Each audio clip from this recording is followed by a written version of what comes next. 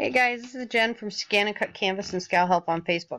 This is the layer design that I wanted to show you guys how to build.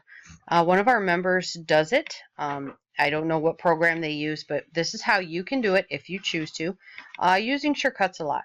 Okay, so I have a 5-layer file right now, and you notice there is some white or clear spots in this file, and that's fine because what I will do to capture that is I will lay just a lighter shade of brown paper, maybe even heading towards the cream colored area, in as the full mat behind it.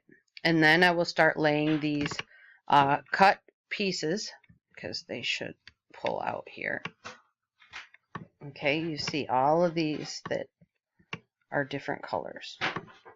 Okay, and you get to them by going to Trace and using color layers, which I normally tell you not to do because this is not right here, not what you want for a normal file. Okay, makes it 10 times more difficult for you to get anything done when you use color layers sometimes. Okay, so let's go choose an image. So I'm going to bring the full image in here, and I'm going to crop it first. So let's crop it down because I don't need all that excess background noise.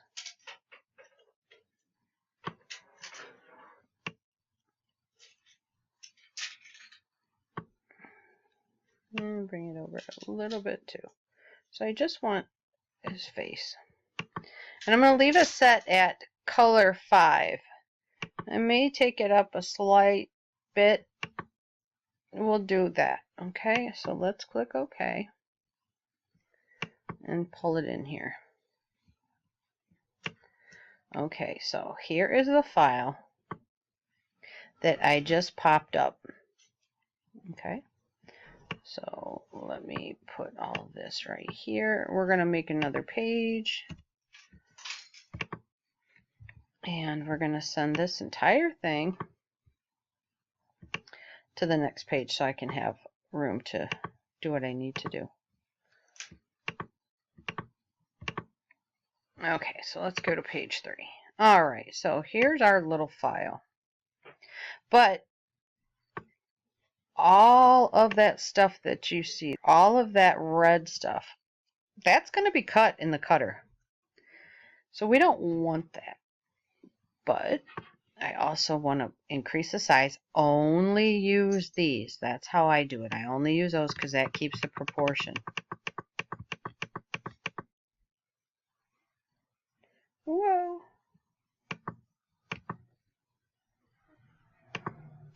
Okay.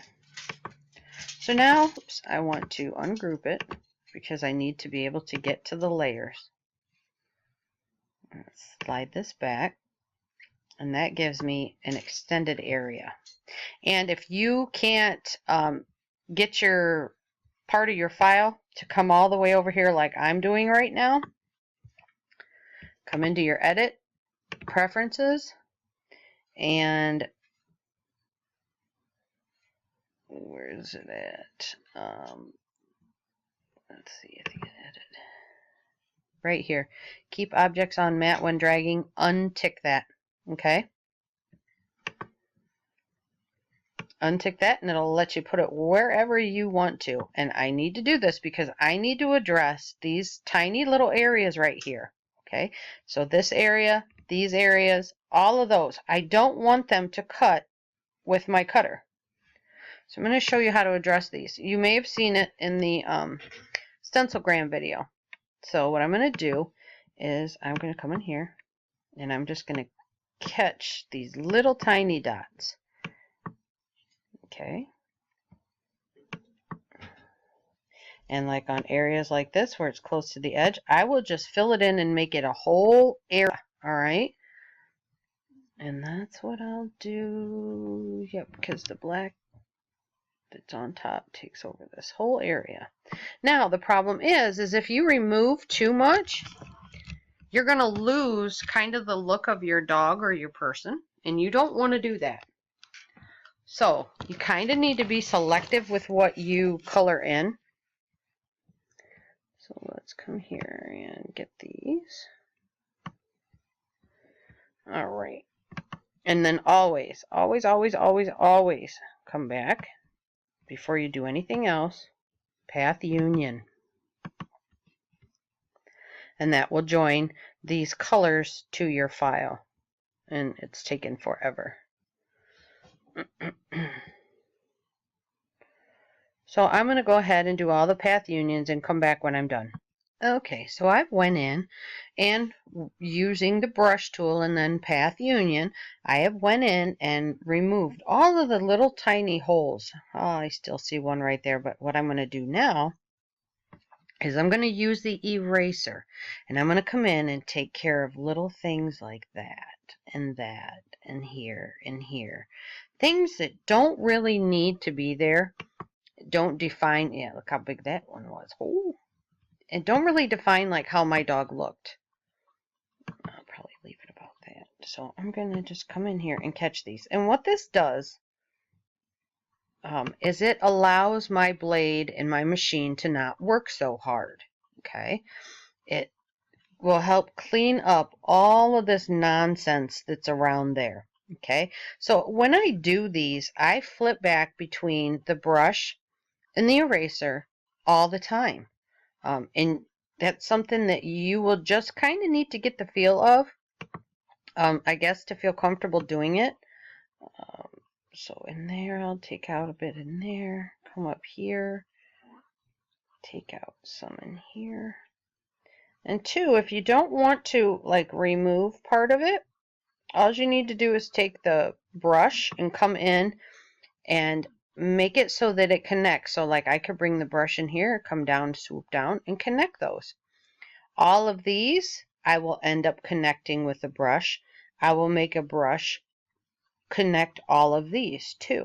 Okay, so it kind of defines it a little bit more, but it will not change the way my dog looked. Okay, that is very important. Lots of people do that. They get in here and they start messing with these programs and they start editing things in and out and adding this, taking away that. It's okay somewhat, but don't do it too much that you change the overall look of what your subject is. Okay, so I'm going to continue on through here because you see the eraser likes to take a little while when it works, and that's normal. So I'm just going to go through here and I'm going to keep going. All right, and I'll come back when I've pretty much gotten everything done. Okay, so I have went through. And as I hover, you can see I have removed all of the small holes. I have joined up all of kind of like the free-floating things. Okay, there, that's all joined up. All right. So when my machine goes to cut, I can also do the path simplify, which I will do. Okay, but it's easier to weed when you do things this way. Hang on. Pull this out a little bit. But when you try to weed something that has all those little holes in it, oh, it just takes forever. So, object, arrange, bring to front. Okay. It just makes it so much easier on you. And the file is a lot easier to do. When you get rid of all of those small holes, and it's easier on your machine, gentler on your blade, because your blade doesn't have to work so hard. So now I'm going back and I'm stacking them back up just to make sure it still looks like it should.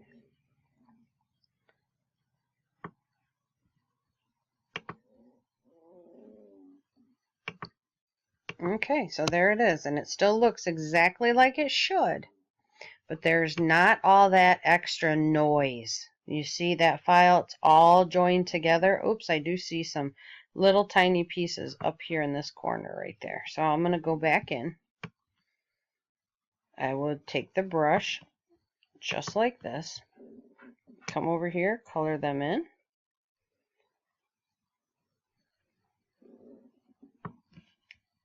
And then highlight it all. Oops. Highlight it all. Path union. And that should take care of it. And how I see these things is I just hover over it. And if you see any little red dots, so watch up here and see if those red dots disappear. All of them but one disappeared. So I come back in, grab this, and color again. And you can increase the size of your brush if you want to, but I have it down small because I'm working with small details right now. But it also saves your blade because, one, if you try to turn in a really tight radius, even though we do use a low pressure on my page, on my group, that's how I teach. Okay, it's gone.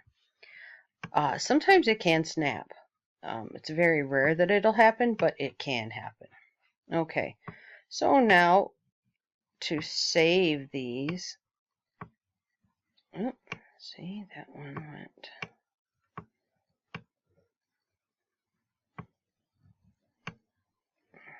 This one went clear to the bag. Okay, so now what I'll do is I'll make 1, 2, 3, 4, 5, 6 pages, and I will save each of these layers to the page. So let's go ahead and do this. Grab my stick and put it in here. Now this is part 1 of the video. Part 2 will be me actually making this. Okay. So let's see here. We need 1, 2, 3, 4, and you just hit that green plus, and I'm just hitting the enter button on my computer. Okay. And I'm going to take this one because it's going to be hidden when I open this up more than likely. And we're going to send this one to page 9.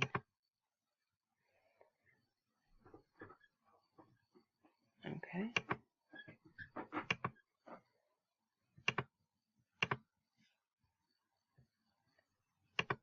Page 8.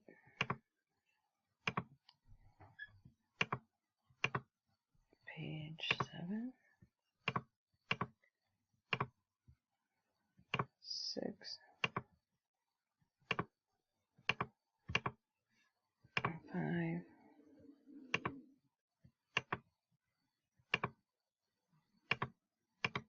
And I'll just leave this one. Okay, so now when I go to export it, export, find my stick,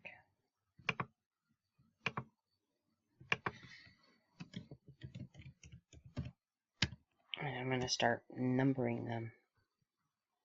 There was nothing on page 4. So remember to bring this in and put it on your map. Export. 2. Oops, forgot to change that. I don't use SVGs. SVGs take way too long to open. 2. Pull this on over. File. Export. SCM. 3.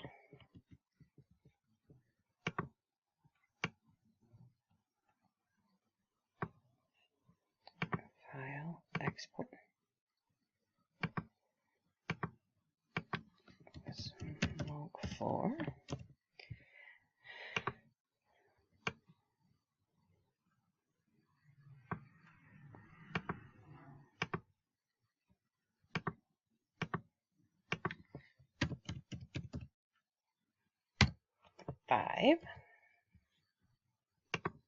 And the last one.